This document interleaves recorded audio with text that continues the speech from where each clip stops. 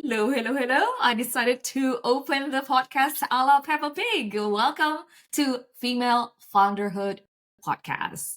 The reason why it's a Peppa Pig theme is because at the time of recording, me, Rebecca, the founder of Upgrading Women, are dealing with half term, meaning that I have 3 kids under 10 at home with me. So I have full immersion of all the cartoons that the world has to offer.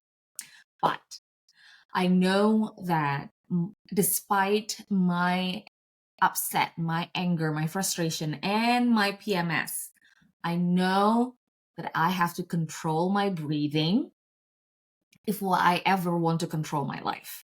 So, isn't it just such a privilege for me to, when I went to this event, I met this lady, Jane Tarrant. Did I pronounce your name correctly? By the way, I forgot to ask. Yeah. Yeah. Perfect. Nailed it the first time. Jane is a breathing retrainer, right? Right, Jane? Did I say Yeah, that that's correctly? right. Retrainer. Like, we were never trained, right, to breathe. We've been breathing literally when we first came out of our mothers. And yet, it's something that we now, as grown-ups or even kids, we have to be even more mindful about it because that is one of the keys to unlocking your full potential as female founders. So, Jane Tarrant, tell me, what did you want to be as a kid that you ended up as a breathing coach? I'm sure little Jane did I want to grow up and train people how to breathe. No, it wasn't yet on my radar. Obviously, most of the jobs that we do these days necessarily weren't. But I had a few little things that I really wanted. So when I was really, really young, around 5, I'd watched my dad have his own company, and my mum worked alongside him in that company. So to me, it wasn't just his company; it was their company. And I think that was a really good role model for me to go like, I really want to have my own business because I want to be able to have that freedom to live in the way I want and to not be capped in terms of what I can earn. But in the same way, I was also looking at jobs that would be happening before that. And I remember thinking, I really wanted to be a waitress in my teens. Like, I was so excited, and I did it and I loved it. And it taught me so many skills. And Wait, isn't it like it was one of the the fact best that you said steps. you wanted, is it because of the free food?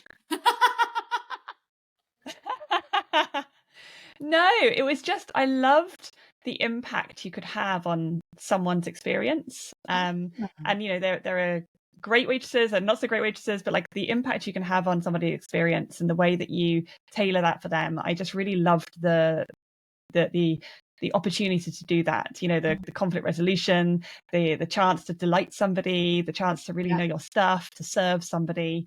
There were so many layers. I think the serving somebody was definitely part of it. And even when I was a kid, I was really into my sport, and I did think maybe I'd be like a PE teacher or something, not like the classic book, sit down, chalkboard, but more like something a bit more active, a bit more hands-on, a bit more relative to the body. And I think that there's definitely a correlation between all those things I wanted and kind of what I'd end up with now. Wow. And then when did you discover that people aren't breathing right?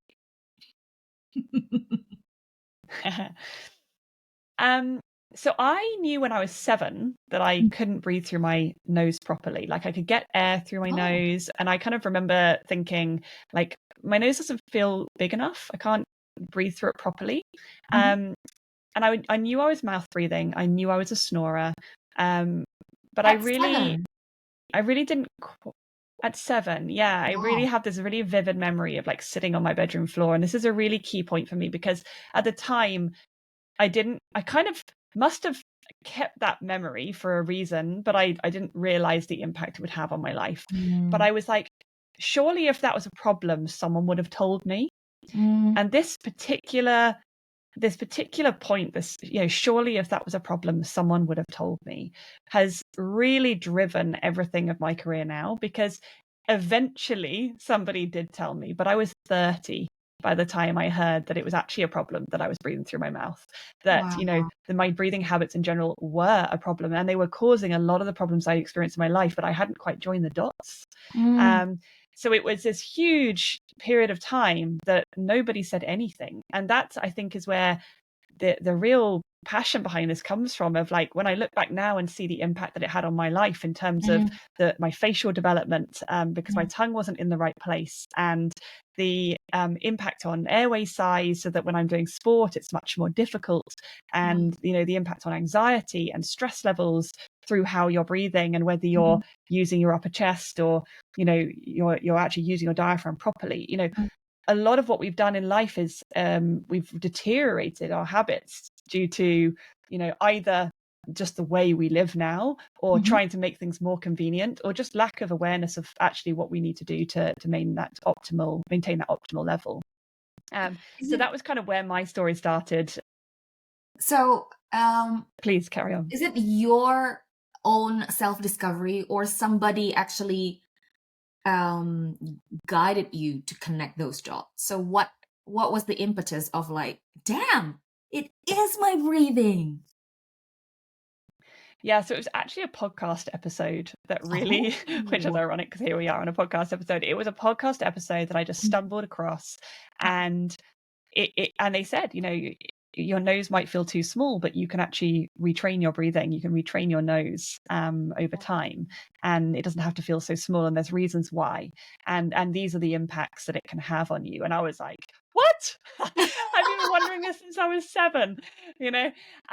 So I was like totally just like gobsmacked by this. Like, oh my god, I've not actively been curious, but I've been like quietly curious this whole Mm, time. And I think what really drives me now is the fact that I wasn't actively curious. I didn't even think to Google it, yeah. once that was even a thing. When I was 7, that wasn't a thing. But, there was no point where I was like, oh, I should look up this, because it's Yeah. something so obvious. You think, Yes. surely if it was a problem, someone would have told me. Yeah. And so hearing this podcast was the catalyst. And from there, I Mm, just read everything I could, did courses, started working with people, looked for patterns, and mm. I literally haven't looked back. I do it every day, and I love it so much. Oh my God. That is then, I'm that kind of person. If I find something that is like, why nobody told me, then I would be like, okay, let me literally then chew and digest everything, and then I will spread the gospel. So why do you think, I understand that even like in my first degree network, I have maybe 3 or 4 breathing coaches around me, but in your opinion, why there isn't more, and why isn't there's like a massive social campaign about this, like stop smoking, but this is like start breathing properly? So there's different areas of breath, and breathing Mm, coach is a generic term that I come under as well. yeah, But breathing coach can mean a lot of different things. yeah, So, somebody's coaching you with your breathing, there's different areas. yeah. Most people will know of meditation, Hmm. mindfulness, Hmm. breath work. They might have heard of things like Wim Hof, which is more of a hyperventilation. Mm, They might have heard of box breathing, for example. mm, So these are breath work. These are hacks yeah, to affect our body in a particular way. We can yeah, slow our heart rate. We can impact our nervous system. We can do all these things. The meditation and mindfulness are approaches, but also they're all centered around the breath as well. And these have been around for years. And the popularity of these have come with things like the Calm app, or Headspace, or yeah, various other apps has been quite a big thing to get it to the yeah. people, shall we say, to Mm, get it into businesses, to get it to the masses. yeah. And we've talked in papers and on radio and all this stuff for Yes. years about breath work, or Hmm. these hacks. But what we haven't really been talking about is, what are we doing all the time? What are our habits? Yeah. And it's a little bit like if you were to walk along a street and you're making these huge, over exaggerated steps all the Yeah. way down the street to the other end, and you arrive at your friendship group and you're like, oh, I just don't know why I'm so tired all the time. Like, I just don't get it. And your friends are looking at you thinking like, well, you walk like really big, like you're over walking, for the scenario. You're just walking down the street, right? Overwalking all that. And your friends can visually see this, Yes. and they don't have to be geniuses to be like, maybe Yeah. you're just using a little too much energy when you're walking all the time, and it's not very efficient. And yet, when we're looking at breathing, we're like, right, for an hour a day or 10 minutes a day or 2 minutes Mhm. a day, we're going to join a yoga class, we're going to do a Mhm. breathwork session, or we're going to focus on a breath, and we're Mhm. going to slow it down, and we're going to make it more efficient, and we're going to maybe do some nose breathing that we don't normally do sometimes. Yeah. And that's great. That's really great, and we need that, and there are so many benefits to that. But what are we doing for the other 23 plus hours a day? What are we Yeah, doing the all actual day, all place. night? Exactly. We can all walk like that up a mountain. It's going to Yeah. be tiring going up a mountain, but we're doing it for a reason. But if we're doing Yeah. that all the time, when otherwise we could be Yeah. practically gliding, Mhm. there's a big disconnect here. And I think Mhm. it's this thing that it seems so simple and such common sense. And Mhm. maybe because it is such common sense, that's maybe why we've missed it. And I don't think people realize the subtleties of breath that Yeah. are, we're not just holding the breath, restarting the breath, or Yeah. speeding it up or slowing it right down. It's Mhm. how are you using your diaphragm? Mhm. Is your nose feeling too small? Do you know where your tongue position should be?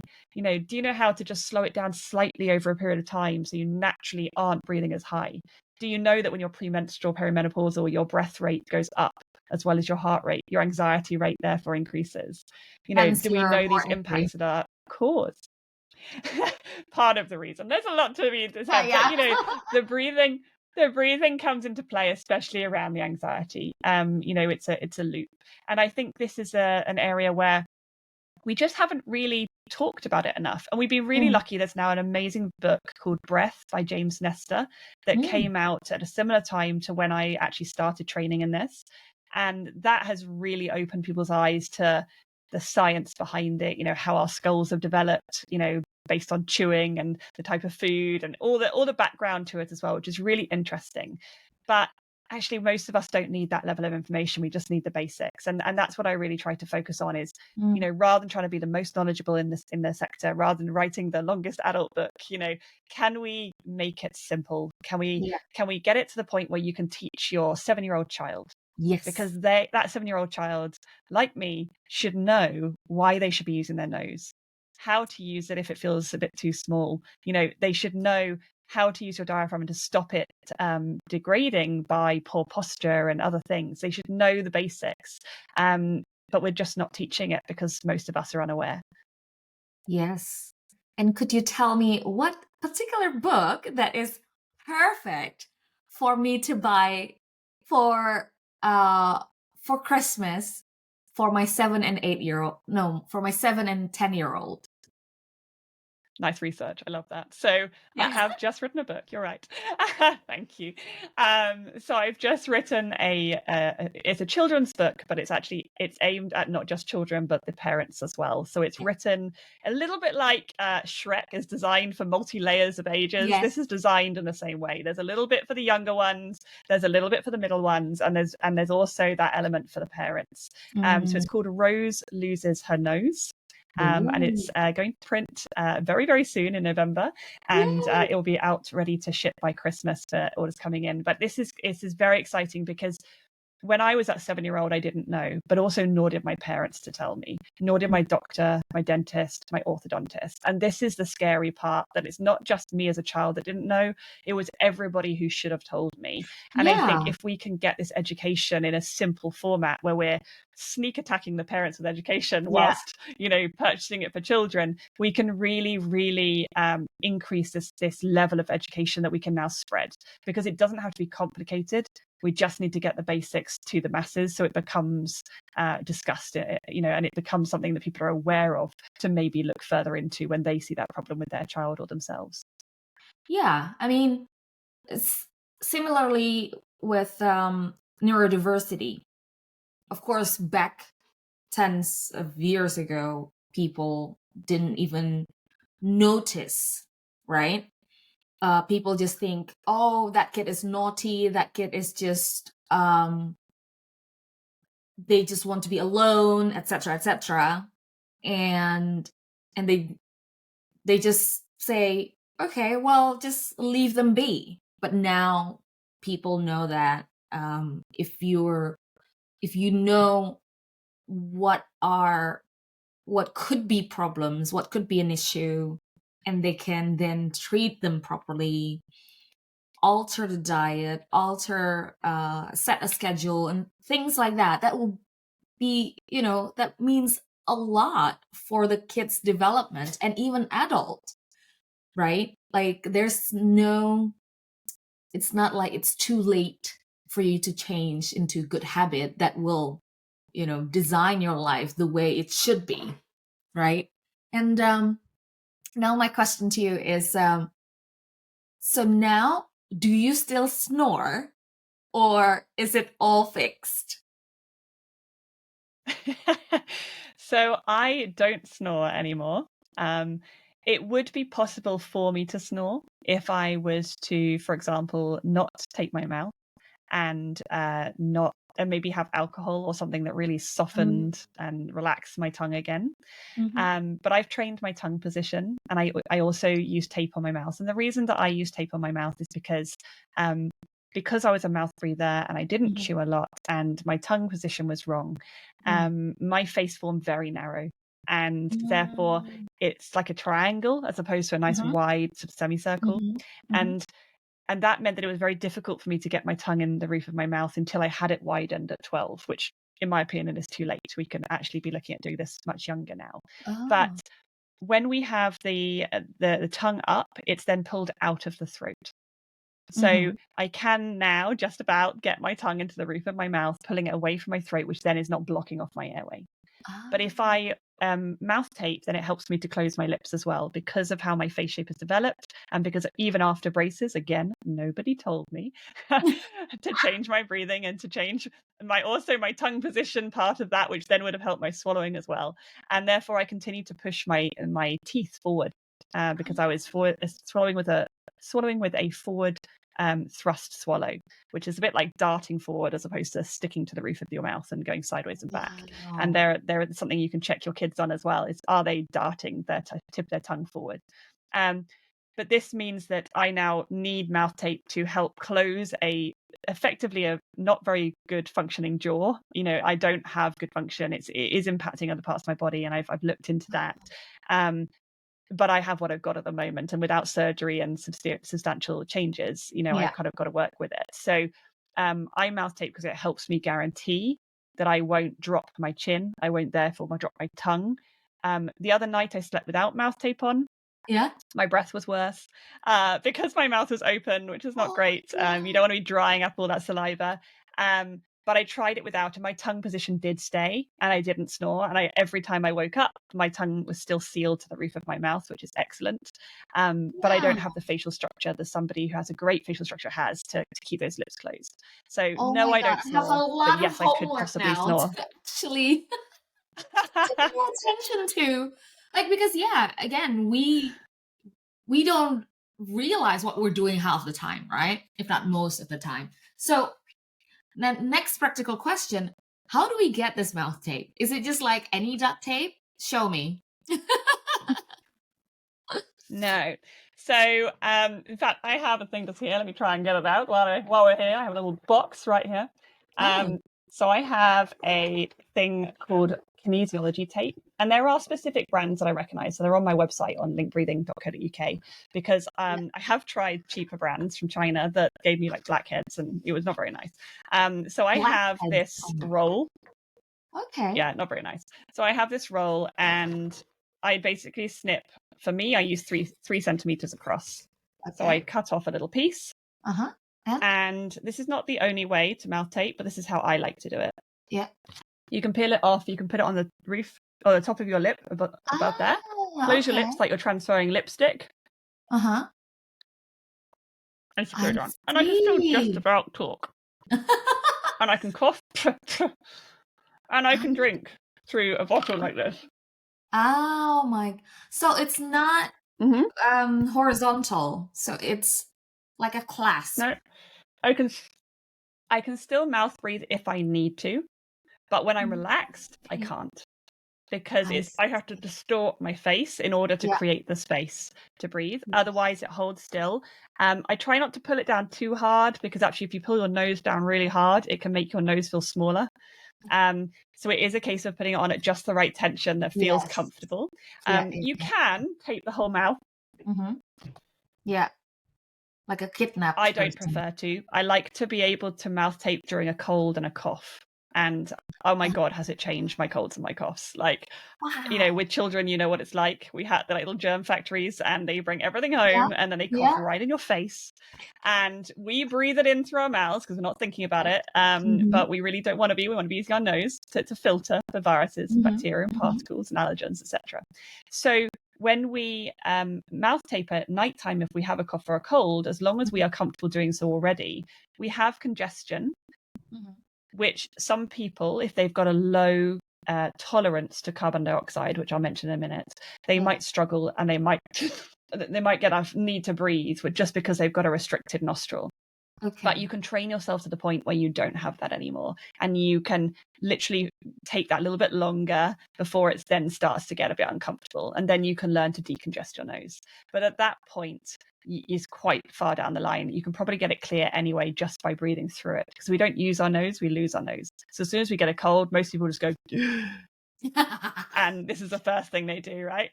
And what we really want to do is maintain that tongue position, maintain the nose breathing. And then if we tape at night, as long as we can cough or breathe if we had to, then it's entirely safe to do. It's just a case of stopping us going, taking loads of dry, irritating air to the back of our throat. And then we all know who we are. We're sat up with cushions like all night, and we just feel so awful in the morning because we've just irritated ourselves over and over. And yet, since I've retrained my breathing and started taping like this at night, and sometimes when it's really bad, I'll use steam the night before, or I'll sometimes even put like a vaporizer in the room, to help add a little bit of moisture.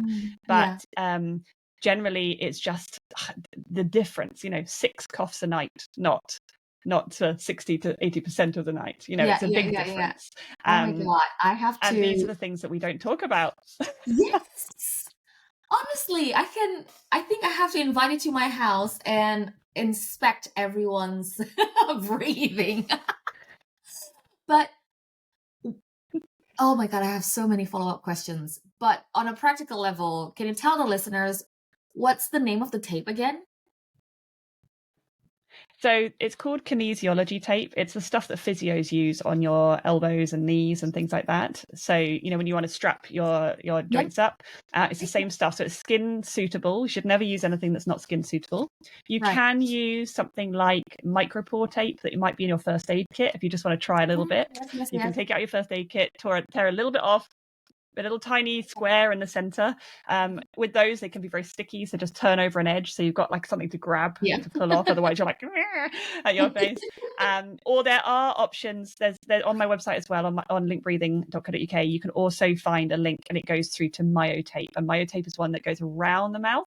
So if you're looking for children who could vomit in the night, therefore you don't want to strap their mouth closed, you can have something that just brings the lips together.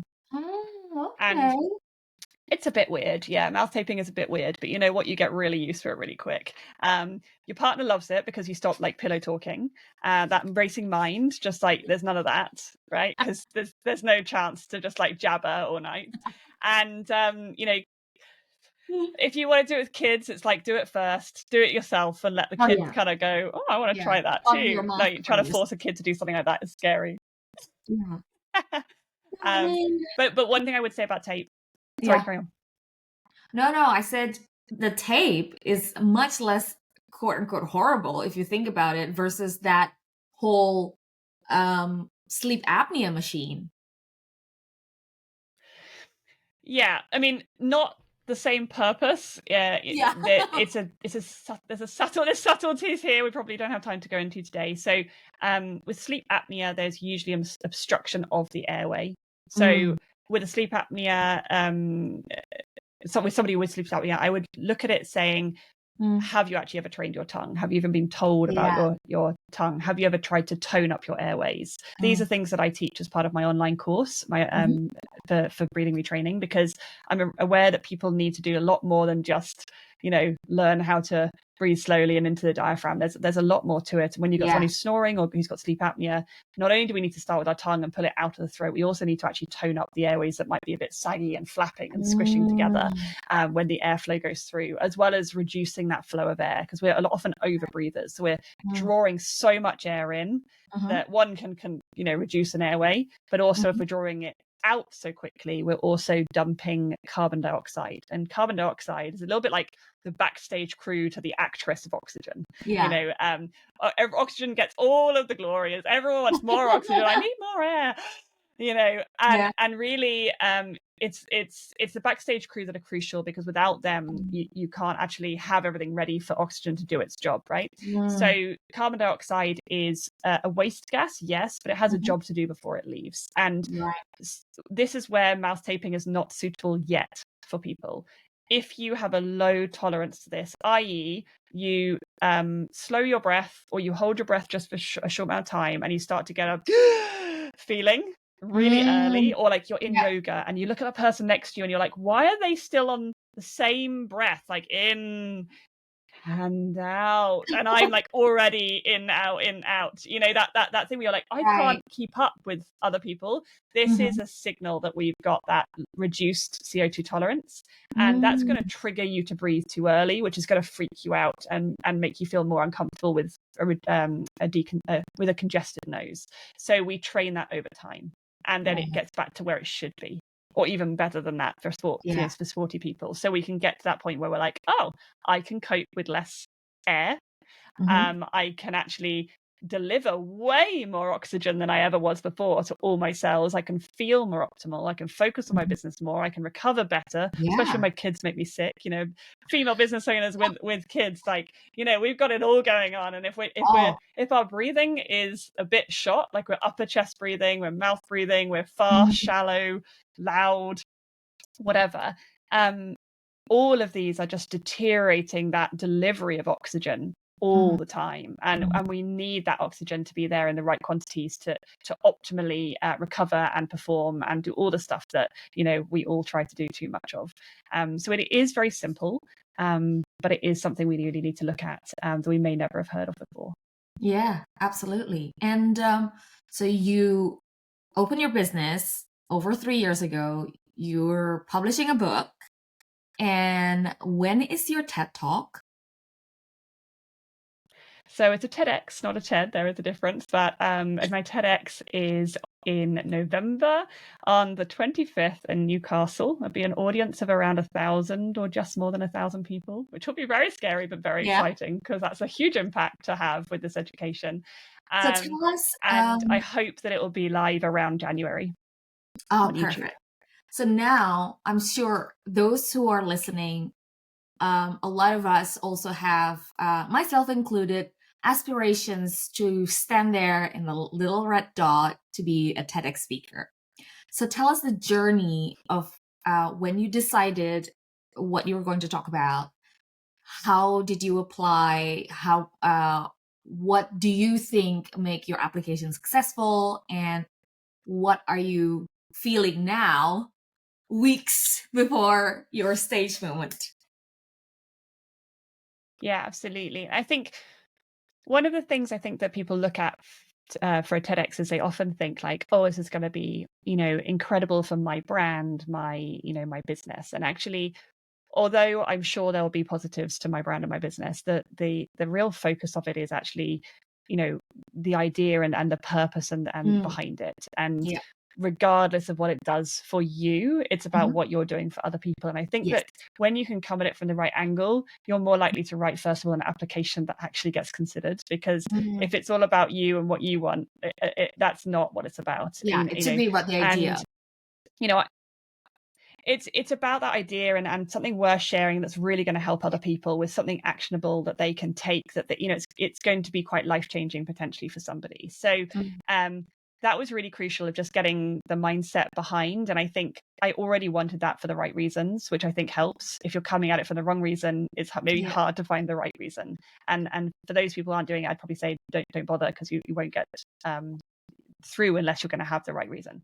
However, I also think that there's quite a process, there's really thinking through it, there's being confident enough to do it, there's dealing with all the imposter syndrome that some people have. I kind of decided quite early on in my business that imposter syndrome wasn't really going to serve me, and it certainly wasn't going to serve the people that I really needed to help. And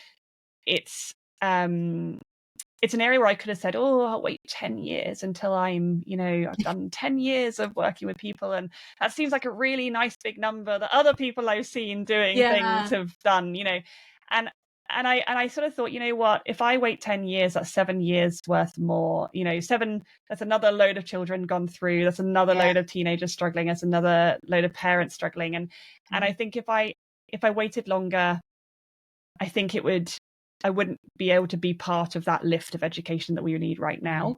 And so that's why I've decided to keep it simple, keep it really actionable and something that we can really take away, and to empower everybody, because what we really need is not for everybody to be as passionate as me. We need people to just pass on that little ignition of awareness, that chance for somebody who needs to know more to take it away. And I did actually invest quite heavily in having a coach and a public speaking community around me to really get myself ready, because I knew that I was quite early in my speaking journey and I really wanted to propel myself forward. So I did actually hire Alex Merry, who's a public speaking coach, and he has a group called Mic Drop.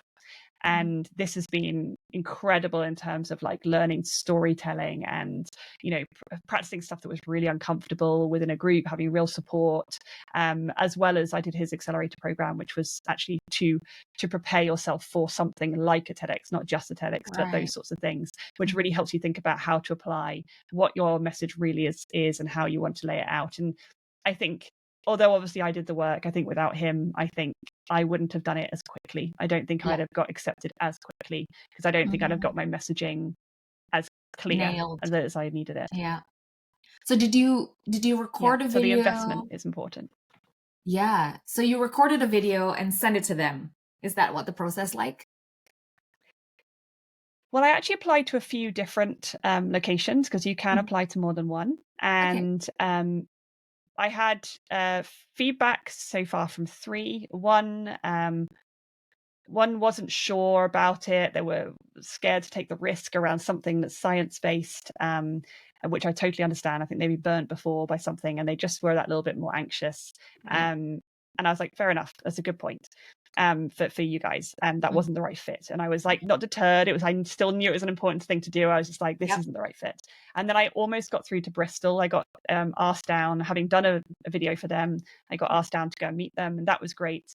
But I didn't get through to the final one, but they were like, but we can't stress enough, this is really TEDx worthy, like you should keep applying, please apply to us next year, we're just totally oversubscribed with amazing people. And they really wanted a local, so I was like, okay, again, just not the right fit, keep going. And I actually applied with just a very small amount of text, and I didn't even have a video, and I got a reply back from Newcastle, and they then asked me to provide a bit more detail, and I actually sent them then a video that they would have then asked for that after that, but I decided to do a video up front, and I got through. And it's I think the passion and the authenticity of the message really comes through, and they already had like, this could be a really interesting idea.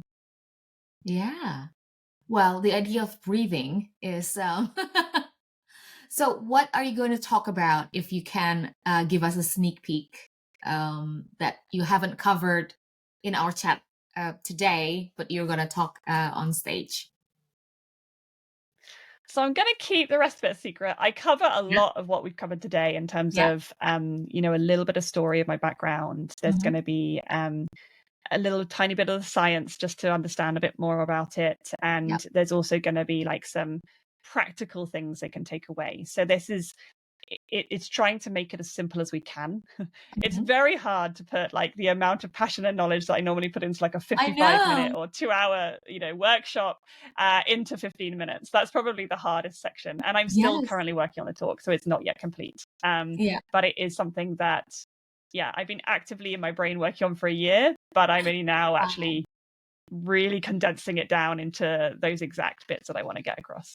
Yeah. Well, good luck. I'm sure you're going to kill it, because even talking to you today, Thank you. I mean, obviously, I've interviewed a lot of founders, and it's different talking with someone who really got her story nailed and her messaging on point. So I'm sure you're gonna kill it. So my question Thanks. to you, my final question to you: if and when Jane Tarrant is the king of the world, what does that world look like? I think that's a really interesting question. I think if I was put in a position of power, like King, Yeah. if I was in that position where I could have such a positive impact, I think the first thing I'd realize is that I couldn't do that alone. Mm, And that there are much smarter people than me that are able to make the difference. And there mhm, are a lot of people who have, passion behind them. I think mhm. what I would really do is focus on finding the right people with the right motives to Yeah. surround myself by, that would Mhm, then lead the change. I don't think I mm, would try to lead the change myself. I think that mhm. that would be far too overwhelming. I would want them to explain to me in a very simplistic way, why it was important. If they can explain it to me, then they can probably explain it to most people. Mhm. And I would want to make sure that I'd really looked at the why of what these people Yeah. were doing. That wasn't just self-serving. It was actually for everybody that was going to benefit. And I think probably where our politics goes wrong today. um, so Well, duh. yeah, don't really trust most politicians. Yeah. So I do think that if you're put in a position of power, you should be looking at not just what benefits you, but how can you benefit those around, and who are the best people who are doing it for the right reasons. And I think that's what we are currently possibly missing in our Yeah. world. You know what? It just sparked an idea in my mind that a political debate should be done like TEDx. Don't you think? Like, they have to prepare, they have to submit an idea, they have to do the research, and they have to do it so succinctly and so compellingly that voters actually, like, oh, that's actually a good idea to implement. Don't you think? Having gone through this process. I think that, I don't know quite how that would work, but I do know that we'd like to see some genuine passion, Yeah. and the fact that people actually care and that they're not just pretending to. And I think that's a really important part. If leaders have a huge amount of responsibility, Mm, and I think so often in every area of leadership we feel we're let down. yeah. And I don't think people realize quite how much positive impact they can have. Maybe it's because they don't really believe in themselves, they don't think they can Mm, have that impact, or maybe it's because they just actually want to look after number one. Obviously we need to look after ourselves. I'm not saying that we should all be selfless in every way. We need to be able to look after ourselves in terms of our basic needs, our health, our yeah. habits, our mental health, everything, our health in general, which includes mental Mm, health. So we need to be making sure we have the basics to survive. Watching prime ministers, for example, just grey and struggle, like they just age so quickly in that role. Like I think that I that's know, very right? worrying, that you see someone just like, oh well, that was the end of your youth. There are positions we put ourselves in that maybe are a little too stressful. But having the right people around you makes a big difference. I think that's what a lot of people in power Yeah. don't always have. And I think it's where when you're a business owner, getting those people around you that are really doing it for the right reasons, that's really crucial too. And I don't think I'm using politics as an example, but it's in every Oh, way, yeah. businesses, politics, Family. even family groups, yeah, Yes. it's all about having the people around you that are doing it for the right Yes. reasons. Yes. Well, it does take a village, and I'm so glad that, Jane, you are one of the member of my tribe. So meeting you and talking to you has been such a blessing. So thank you so much for being here and for talking to us. And Thank you we so are much. going to say bye and see you in the next episode. Thank you. Finally. Oh, oh, what is